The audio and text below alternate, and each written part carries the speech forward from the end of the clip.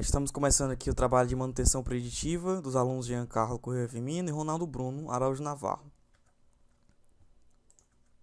No, no nosso trabalho nós vamos falar da empregação da manutenção preditiva na manutenção de rolamentos.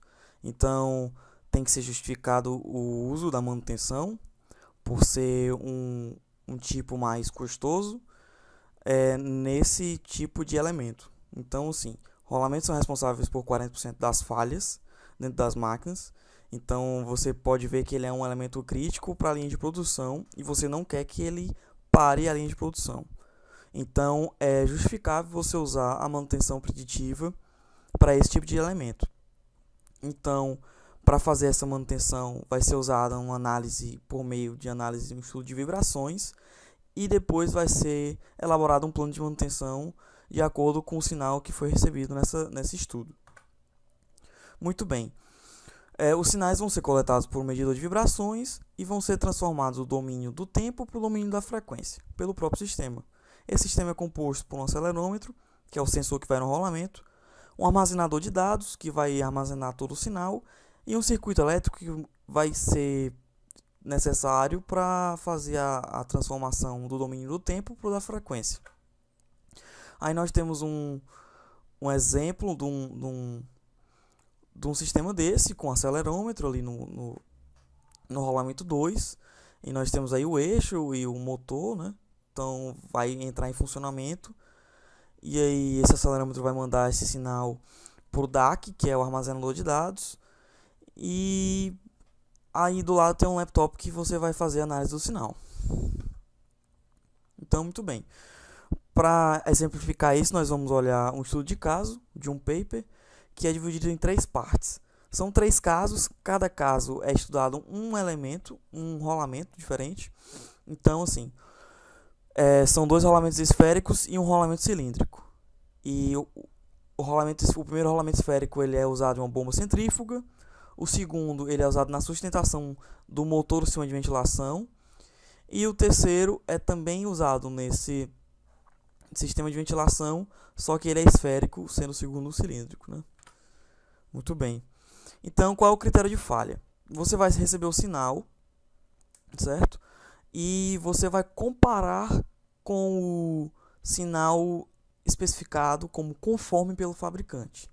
Então, assim, você tem ali o espectro conforme e você vai receber o seu.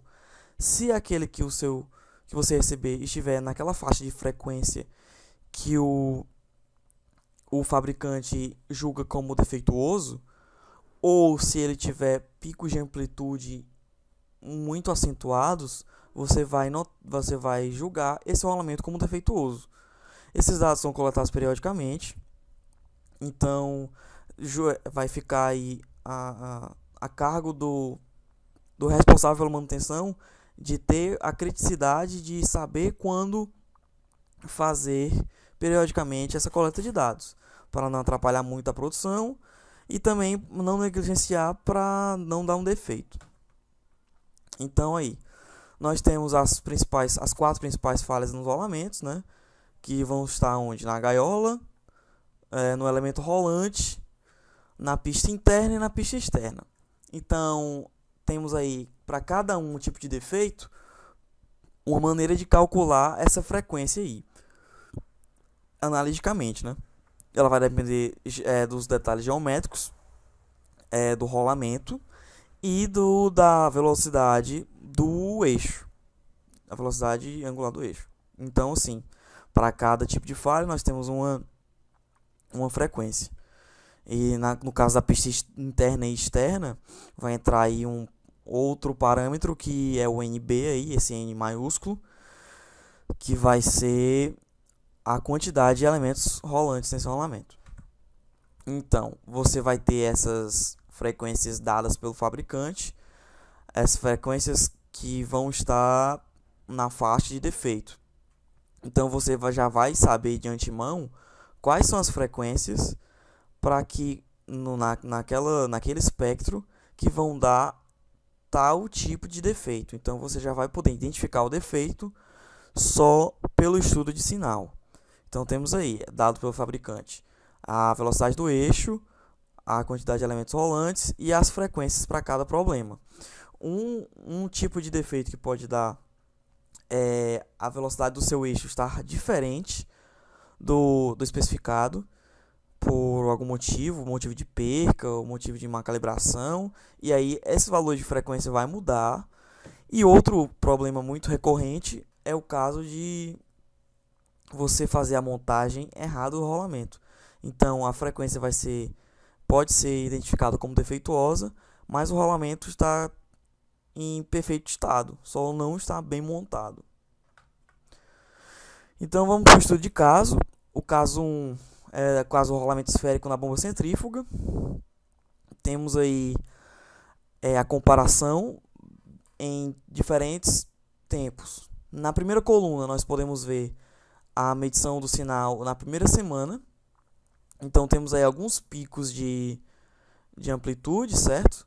Mas não muito acentuados. Mostra que esse rolamento já não estava em um estado perfeito, mas são picos que estão dentro do critério de qualidade. Então aí o primeiro no domínio do tempo, embaixo no domínio da frequência.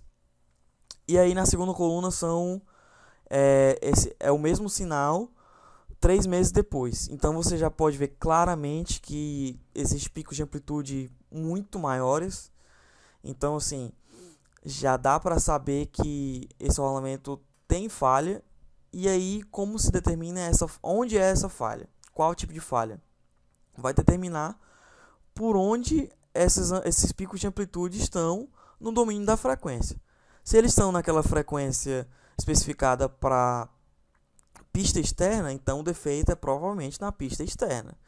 Como eles podem ter picos em vários tipos de frequência diferentes, várias faixas de frequência diferentes. Então assim, nesse caso aí foi detectado que o defeito estava na pista externa. E então a causa mais provável é folga. E aí foi na troca do rolamento foi confirmado exatamente isso. O rolamento tinha sofrido abrasão, um desgaste na pista, e começou uma folga.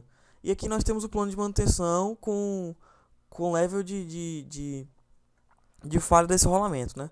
Nós temos aí uma linha aqui que serve de alerta. Então, passando no nível dessa linha de falha, você já deve estar em alerta para esse rolamento ter uma possível falha, uma quebra. Então, você já pode pensar em trocar.